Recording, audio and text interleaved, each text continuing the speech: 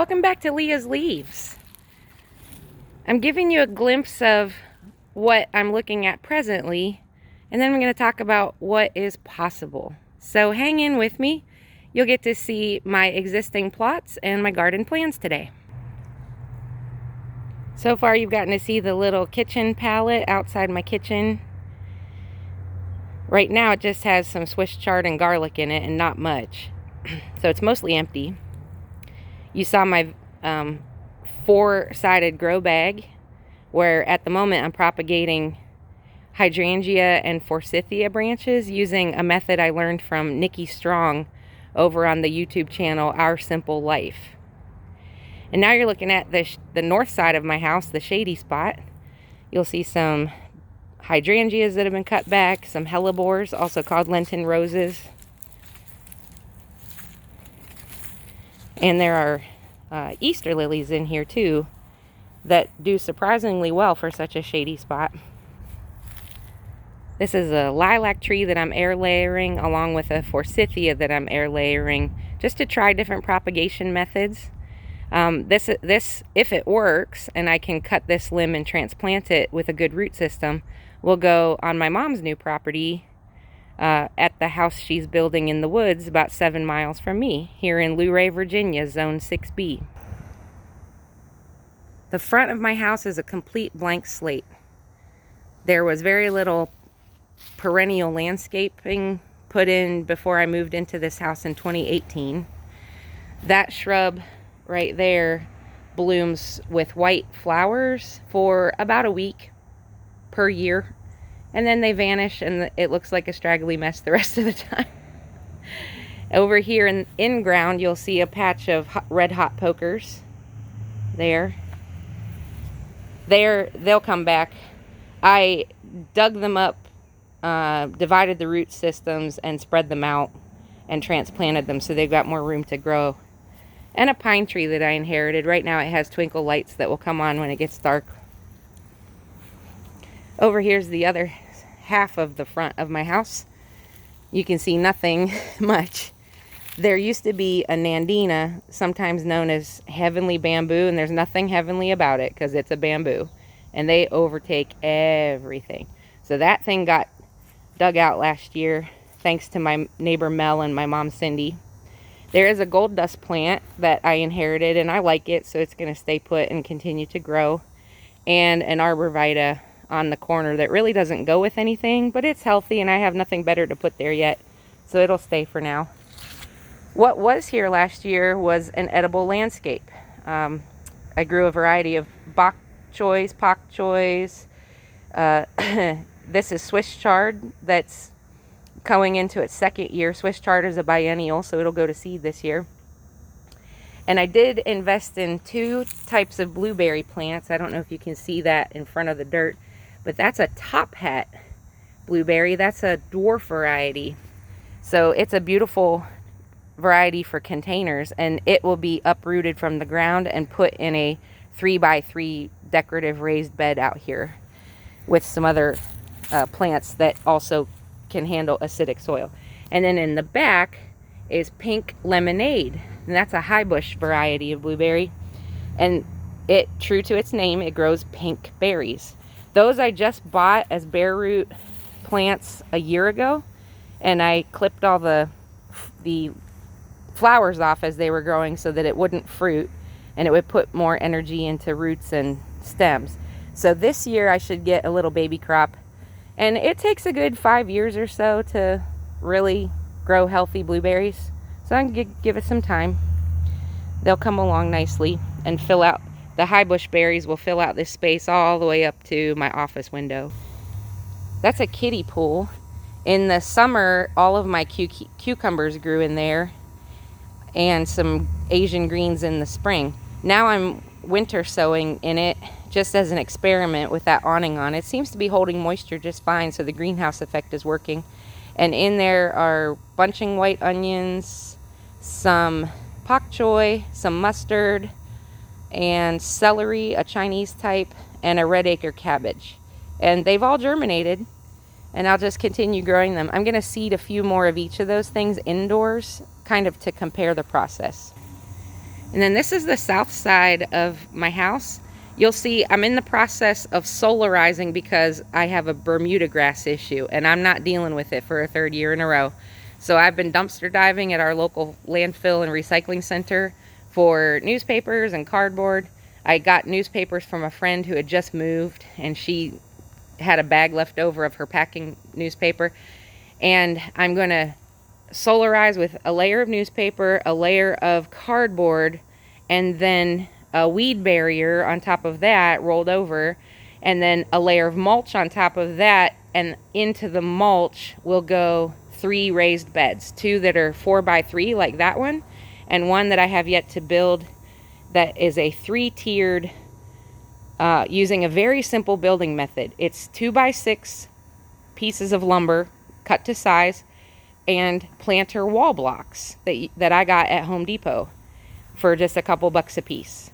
And there are, other than having the wood cut, there are no tools required in the assembly. Stay tuned because I will show a video of that construction process so you can see how I do it and maybe construct a few easy beds for yourself.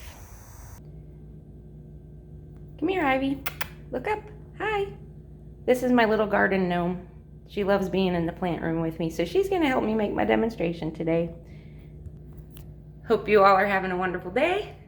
Thanks for coming back to my channel. I want to show you some of my garden plans, and then I want to ask you a couple questions because I'm very interested in how people approach gardening. So I hope you'll stick around to the end of the video and then maybe leave a comment with some answers to my general questions about the way you approach gardening. All right, I want to show you the first idea here. I want to tell you that I've not usually this nerdy or organized, but a couple of things are happening. I'm in my 3rd growing season here on this property, and so now I'm learning about my local climate. I moved to Virginia 3 years ago from other places, and so I had to kind of learn what the climate here is like, what the growing season is like. I also had a lot of weed problems because the house I live in was not inhabited for a while, and so the outside wasn't being maintained except for one spring work day every year to clear brush. But other than that, pretty much everything was just growing wild, and so I had a lot of taming of the land, I guess you could say, to do before I could really have a productive gardening space. Well, I'm into all that very well now, and you saw in the last clip outside that I'm solarizing part of the land. That's because the Bermuda grass kicked my butt 2 years in a row, and I'm just not going to have it anymore. So I'm beating it by burying it and going the raised bed method for part of my garden. There will be some in-ground gardening as well, because there are plots that aren't overridden with weeds, and I had great success last year, and I felt like if it ain't broke, I don't need to fix it. Here's my microgreens.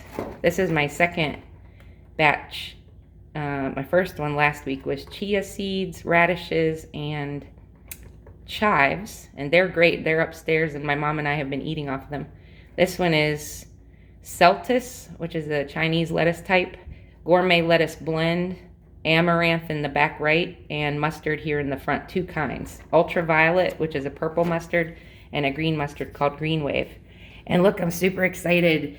Some of my cold weather crops are germinating. I have kohlrabi and Chinese broccoli, and in the back there is, in that middle tray, is lime basil. There's some other things. Oh, and in the back corner, way down there, is a teeny tiny little baby tarragon plant. So I'm excited about that. All right, so we're gonna start with that first bed that I showed you outside. The kitchen palette is right here. That was the first one you saw. It's mostly I'm allowing the chard and lettuce that are already growing in there to stay. I'm going to add some quick choy, which is a fast growing bok choy. It matures in like 35 days. And that I'll just eat in a cut and come again method. And then more garlic is going in addition to what's already planted on the far row. I have some elephant garlic bulbs and some organic, some sort of white garlic that I just bought at the grocery store, and I cooked with half of it, and I'm growing half of it. This is the half moon shaped garden. I have no plans for this space for spring.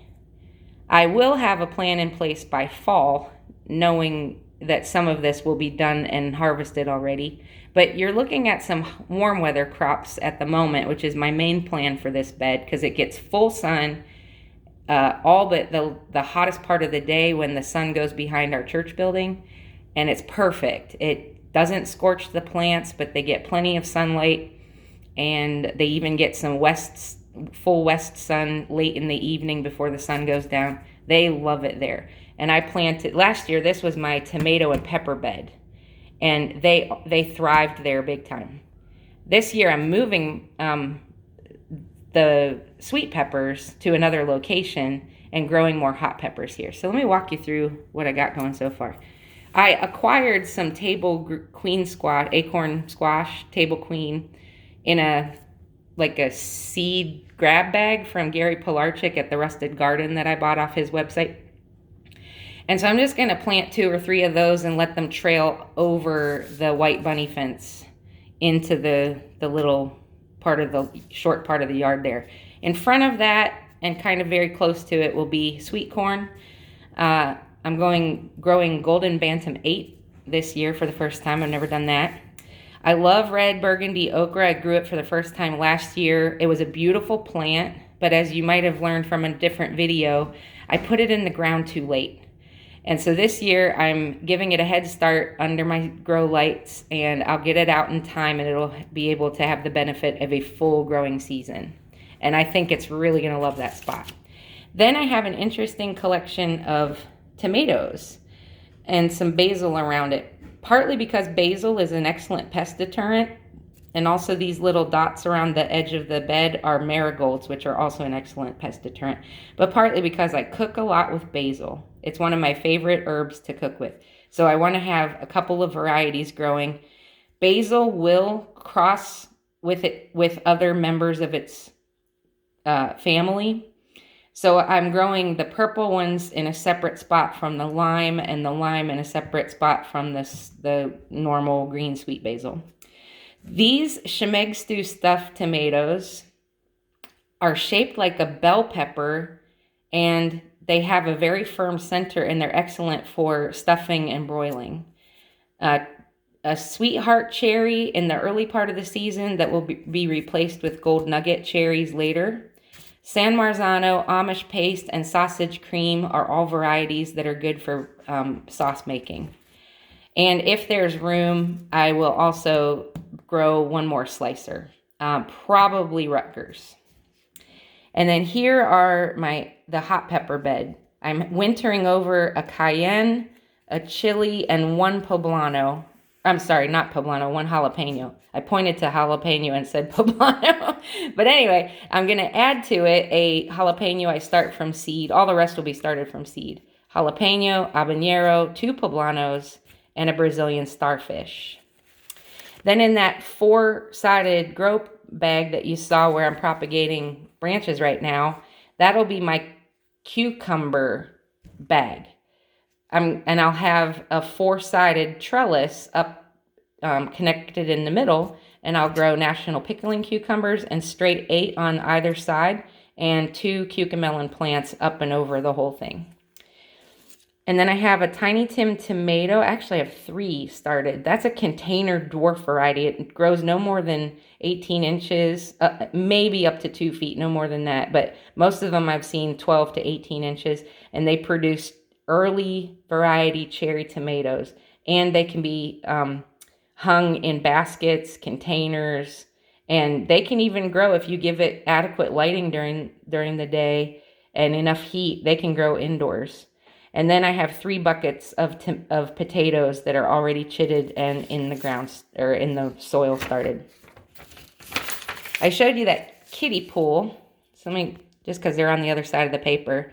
I have 2 of them. You only saw the blue one right now, but that's going to become my zucchini patch. I'm just planting 2 or 3 zucchini plants in there and just let them take over the whole thing. There's plenty of room around where I have this bed for the zucchinis to have room to grow. And in the pink one, which is actually slightly larger, some of my alliums are growing in there. In addition to the garlic that's growing out front, I'll have some bulbing red onions and Walla Walla, American flag leeks, which I'm growing for the first time. I'm growing onions from seed for the first time. Bunching onions, which are already sprouted, and they'll be transplanted into this bed later. And chives. I have 2 chive plants in that sunny bed, and I want more. And I have the seeds for it, so I'm going to grow some more. Now I'll take you out to my front yard that's bare right now. There's the ugly bush that only blooms 1 week a year, and there's the ugly pine tree that doesn't match anything else. And there's the red hot pokers, which I actually like. So around these, I'm going to plant just a mix of wildflower, like a wildflower mix that grows well in the shade. I did transplant some spring bulbs. I think most of them are just narcissus or paperwhite that were growing behind another hedge. And I dug them up and transplanted them here, and they're doing fine. A couple more bulbs here. And then I have tulips, narcissus, and yellow and white variegated daffodils to also add so that I have some spring blooms, because the red hot pokers don't come till July or August. And then around them, I'm going to add some color with cosmos, snapdragons, and echinacea. And the echinacea, also called coneflower, I have 2 kinds, purple and red. Purple is the traditional color, and then I have red, and I'm going to interplant those. I need more flowers. I need more plants that will attract birds, bees, butterflies, ladybugs to help control the aphid population, etc. Plus, they just add color and beauty to an otherwise pretty bare patch in the front yard. Here's the other side of the front where the pink lemonade high bush blueberries already are. And this is where they're not built yet, but the wood is cut. And so I'll be assembling those early next week on my day off. 3x3 part of the bed will be 2 feet off the ground, and then a 1 foot extension out front will be 1 foot off the ground. And in the 3x3 bed, I'll be growing the top hat blueberries. That's the dwarf container variety. And basil, thyme, sage, and oregano, which can all tolerate slightly acidic soil, which is what blueberries need. The gold dust plant will stay. I'm planting a few more bulbs in. I did transplant a few more bulbs in front of it for spring growing. There will be some flowers, nasturtium and alyssum. Hi, Claire. Welcome. Claire, look here. Claire. Hi. Just say hi to everybody. There you go.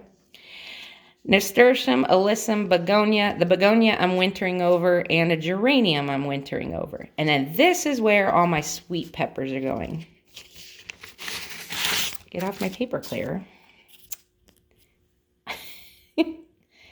Very friendly garden assistant here. Golden Marconis, that's a new variety to me. I'm planting those for the first time. I'm wintering over a very healthy bell pepper plant that I grew last year from a seedling I bought at a local nursery. And I have seeds from it, so I'll be planting more of the same. The rainbow chard that's already out there will stay so that it can go to seed this year. Corno di Toro bell pepper, that's a grilling pepper. It's a red sweet pepper that's elongated and good for grilling. I got those from M.I. Gardner, and the golden Marconi I got from Botanical Interest. Now, let's go to that south bed. I'm going to show you 2 maps. Okay, let me get my papers organized. Hope you're not going cross-eyed. Here we go. Because what you're seeing are 2 beds that'll be side by side. And this week I was measuring out some things and discovered I actually have room for a 3rd bed in the identical dimensions of this one. So it's going to go right next to this one. This, what you're looking at, is a 3-tiered planter just made by 2x6s and planter wall blocks. No tools required, except if you need to cut your own wood, which in many lumber mills, they will cut it to size for you before you walk out the door. I'll be building those next week. And I got a load of mulch today. I'm going to do some hugelkultur in this top portion, which is 2 feet deep, and this one, which is 1 foot deep. And what I mean by hugelkultur is filling the bottom with large pieces of organic matter. So like logs and branches and composting leaves, shredded paper, anything that you'd put, the brown and the green that you would put in the compost, but you can just throw it in whole. And then I'll put a layer of hardwood shredded mulch on top of that I got from my local landfill for free. And it'll decompose too because it's also natural ingredients. And then I'll top it off with my homemade compost and some amended soil. And it'll make a great growing medium. My old cat may or may not begin screeching at any moment at the young one, so just hold your ears. Okay, so let's look at the back bed, this part here. No, hang on a second. Okay, goodbye. You're driving me crazy. This is a 2 feet deep, 4 foot wide top section. This is the tallest section, 2 feet high, 2 feet deep, 4 feet wide. And in the back here, you'll see my beautiful drawing of a PVC pipe. And into that PVC pipe is going to go some free used trellising that my neighbor gave me, and then I'll just attach it to the pipes in either corner and one in the center so that my peas and other climbing crops can grow up that PVC pipe for each season. I'm going to grow some herbs, cilantro. I use a lot of cilantro. Rosemary, marjoram, some beets in the middle, sage, and savory, and 2 kinds of peas, Progress number 9 and Green Arrow. In the bottom half of that top section, I'll be growing my kohlrabi, curled kale, and lacinato kale. Then there will be a shorter 1 foot deep section here in the middle, and that's where my carrots, mustard, and wasabi arugula are going. And then at the bottom is just a 6-inch deep mini bed. My mom and I decided, it's not 6 inches anymore. I added 3 inches, so it's 9 inches deep and only about 6 inches off the ground. And that's where different kinds of beets, radishes, and lettuce will grow all year long. And when one crop is finished, I'll put out another. I might change varieties. I'll grow some crimson giant radishes, white icicle radishes, wasabi radishes, cherry bell radishes, bull's blood beets, golden beets, one called ruby red. I think I had another variety of beet. Chioggia. That'll go in there too. Over here on the side is my beautiful artistic rendition of a cattle panel trellis that's going to go between these beds. I've already purchased that. It won't be used much in the cold and cool season that we're in at the moment, but it will be used in the summer a lot. In this 3x4 bed, 4 is the length and 3 is the width. Chijimasai is an Asian green that was new on Baker Creek's website this year. I bought that, and Swiss chard, which I love. All these I grow from seed. Purple lady and green stem bok choy. Watermelon radishes. There's another radish. Cherry bell and the red ruby beets from Everwild Farms that I got. And in the front, little gem lettuce. That's a head lettuce. This, I say celery or Shanghai Jing.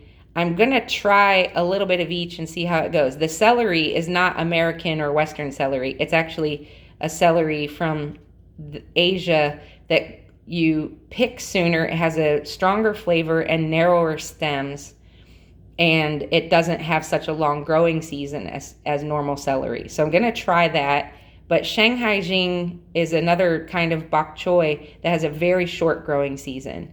It's just a small miniature plant, and it grows very quickly. So that is something I can grow and cut and grow more and cut all season long. And then some bib lettuce, butter crunch lettuce, just because I got a free pack of seeds.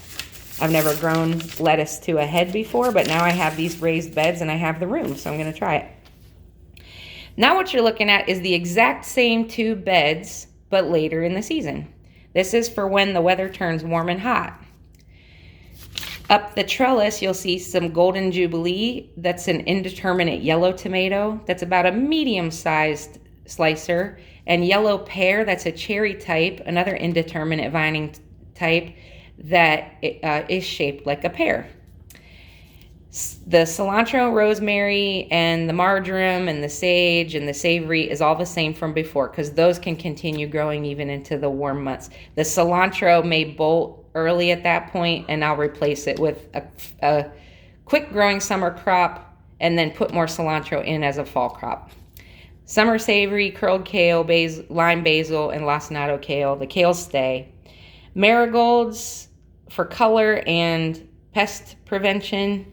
Nasturtium, which can train up the trellis from this side. Some eggplant. I'm growing 2 kinds of eggplant. Bride, which is a purple and white long striped type, an Asian type of eggplant. And then a standard, Black Beauty eggplant. And then, like I said before, the bottom row, the smallest row that's only 9 inches deep, is identical all season long. And those things are just cut and come again, grow them and pick them. When the beets are 3 inches, I pull them out, I plant new seeds. I'll do some seed starting indoors every 2 weeks and do some succession planting in that small set. Then on the other side of, this is my favorite. I think I'm looking forward to this particular bed at this particular season most of all. The chard and chijimicai that are in the middle and right will stay, but I'll pull out the chijimicai that's here and replace it with a Minnesota midget cucumber and let that grow up and over the trellis. I said in another video, it was singularly the best, easiest, least fussy, best tasting cantaloupe I ever grew in my life. So, if it ain't broke, don't fix it. I saved seeds from mine last year and I'm growing more. And then this sugar baby watermelon will grow next to it, also trained up the trellis. I tried a Benny Kadima watermelon last year that I got from Baker Creek that's supposed to be a personal sized watermelon. I was not impressed. It was nothing but seeds.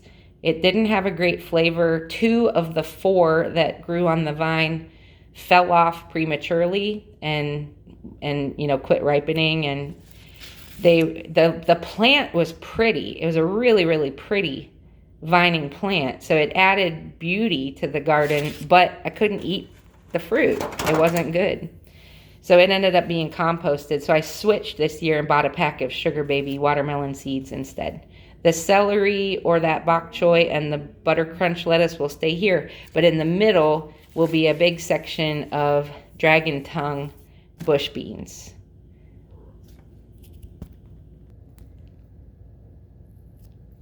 So if you're a gardener like me, you know that everything that's on paper today is subject to change, and that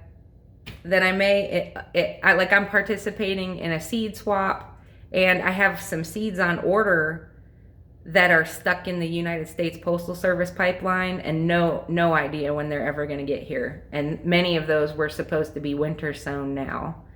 I have other varieties that I have seeds for that I would love to grow, but I just have to prioritize the space that I have available. I don't own acreage, so I can't put lots and lots of beds or above ground, Charles Dowding raised beds or anything like that on the land, because it's not my land. I'm a pastor and I live in a parsonage. So the church provides housing for me, and I am allowed to plant things around the house while I'm living here, but I can't do anything to the rest of the church property. So I feel like this is quite a lot of plants that I'm going to try. It's already a very ambitious plant, and this is probably a good 25% more plants, or at least more variety than I grew last year. And like I said, last year I had a Bermuda grass issue. There wasn't much that was edible on that south side of the house. I did grow some corn. I'm moving the corn to that half moon shaped bed. Anyway, this just really felt like the year to branch out and really embrace my identity as a gardener and really put a proper plan into action. I have the space. I understand my microclimate. I have favorite varieties already that I can prioritize on my list. I have new varieties that are interesting that I'd like to try. I have these raised bed that are under construction at the moment. I'm very excited about.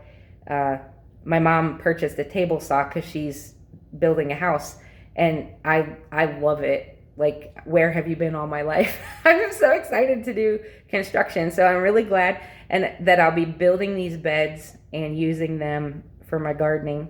And they're so easy. I'm cutting the wood and I'm trimming to size and all that stuff, getting the measurements just so. But the actual assembly is super, super easy. I have enough lumber that I can go ahead and add that third bed that I just have figured out now with some proper measuring that I have room to add. So I'm really excited about that.